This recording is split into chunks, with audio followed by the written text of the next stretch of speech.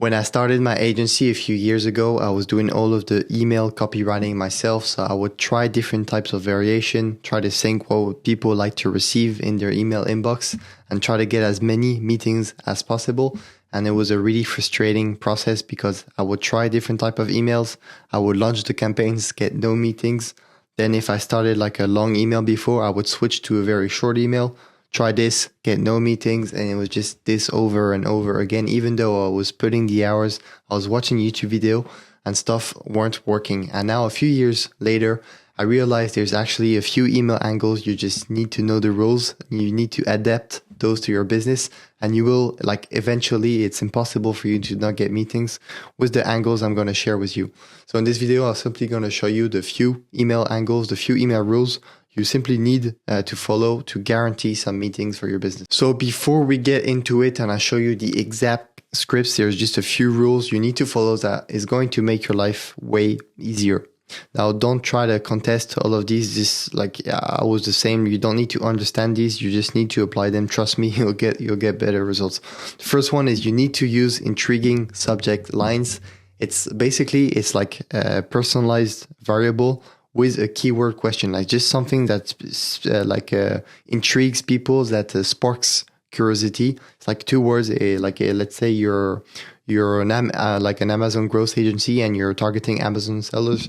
You would go first name, Amazon question name. It doesn't make sense, but people know it's personalized enough and they just want to open your message. Just think if you're on Instagram, you're on LinkedIn, if you're somewhere and you see a message, what would make you open it? It needs to be short, a bit obviously the person knows information about you, but you don't know what he wants from you. It sparks enough curiosity for you to open the message. Second one is 30 to 50 words. This is the biggest issue I see when I'm consulting people, agency, is their emails are way too long. You just need to make it short. People don't care about oh, hello, my name is Annrai, I'm the founder of ReachUP. All of this, nobody cares. They simply care about how you can help them and how risky it is to work with you. That's the only things they care about. And the last one is you should try to make soft CTA. This one would be probably the least important of the rule. Is still important. Try to not go for meetings straight away. Just try to engage a conversation and then try to book a meetings afterwards. So I'm going to show you how to do this. So what are the 5 email angles? If you do all of these angles with enough volume, it's impossible for you to not book meetings if your business is legit enough. First one is the direct pitch. So I'm just going to show you an example of how would this work in an email sequence. So, hey Mike, congrats on your new role at Airbnb. We've been helping CMOs migrate to HubSpot without utilizing all of your workforce on the project. Interested in more information. So you see, we're simply going with there a personalized opener. And then we're straight away pitching our services by identifying why this person would be interested with our services, minimizing the risk and going straight for the information. The second one is the case study. This is interesting because when you're doing cold email to people, they don't know you, they don't trust you at all. So the only way to bring some relevance, some trust between you and the person you're targeting is to use common reference to build a bridge between you and the stranger. So here is another example. Hey Justin, we just helped Amazon Prime increase their landing page conversion by 53% in just 90 days. If we could do the same for Netflix, would you be interested in talking? You'll notice here I'm using big names, these are not companies you should go after. It's just because everybody knows them, so it makes my example easier. But that being said, you see if you see someone's reaching out to you and they've worked with a big client before, or they've worked with a client it's gonna be you're gonna be less risky of jumping on a call with them, simply because you probably imagine their work is legit behind it. And you can throw in some numbers to make it even more powerful. The email C would be lead magnet. So this is a pretty interesting one. It's a great email to also build some trust and get your foot through the door, which is getting harder and harder. So An example could be, hey Jack, love what you're doing at Abercrombie. I noticed a few issues on your website that is preventing you to rank #1 on Google yet. Could I send you a quick video? So most people when they're doing cold email, they're going for the direct pitch, and they're going like for a direct pitch, like that is going to be like 10 sentences long. So they're going for like an introduction of themselves, their background, and then they're listing 10 services like, hey, we can help you do SEO, SEA, Google ads, TikTok ads. We can help you like clean your toilets, like a list of services. So if you're doing a lead magnet, so you're not even pitching yourself and you're offering them straight away to help them without asking for anything in return, you're putting yourself in the top 5, in the top 1% of emailers straight away just by doing this. Email 1D is pretty interesting.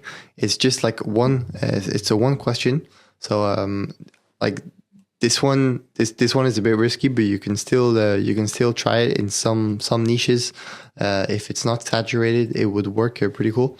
So what you can do is simply you go like, hey Oliver, are you running Google ads at the moment for your company? So for Bose. So basically you're just like sparking them on a potential opportunity without going into details. And so you'll see, I'm going to show you how you should manage, how you should go from this to booking a meeting. But like this you should try. And the last one, the email 1E, for me is the best one. I would call it the Grand Slam, simply because it has all of the different elements in one email, and it's short.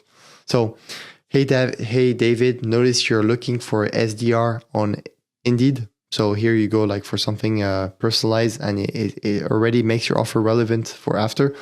We've just helped Bain, like a consulting company, hire 3 sales reps that are already top performers. We will only charge you once you make the hire.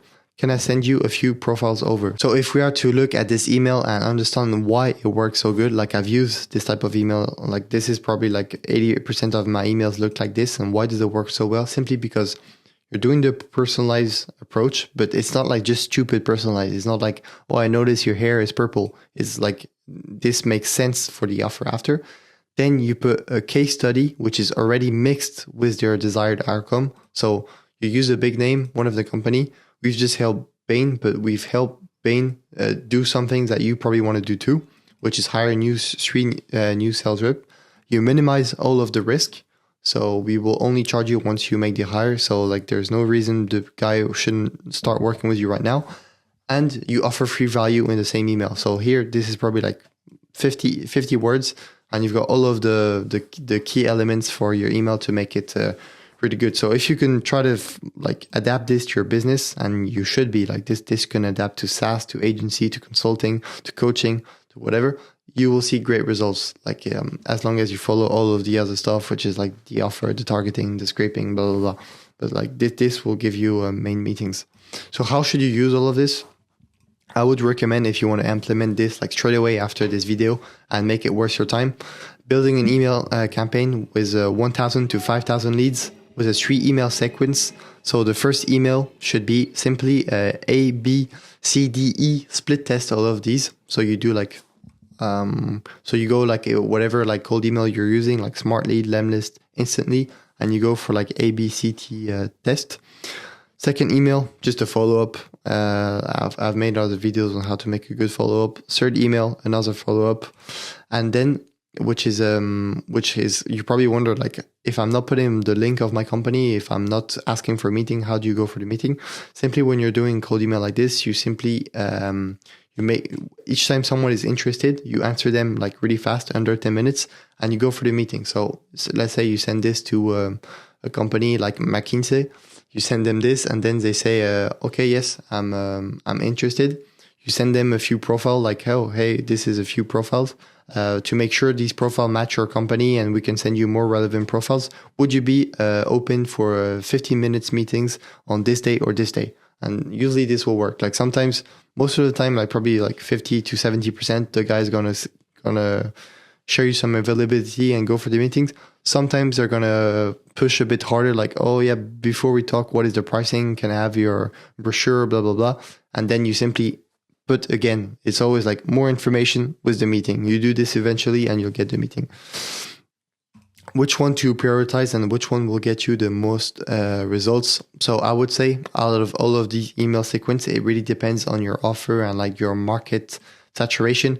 If you're doing something really new like TikTok advertising, simply going for the direct pitch usually will be enough. If your offer is like average competitive, like let's say you're like a tech consulting agency, you'll need like direct pitch plus the case study. If your offer is really competitive, like email marketing for e-commerce, you'll need lead magnets. So this is it for this video. If ever you would like us to do all of this for you and you simply jump on the meetings and you only pay us for qualified meetings, feel free to book a street consulting strategy with us and we can discuss all of this together. Otherwise, I'll see you in the next video.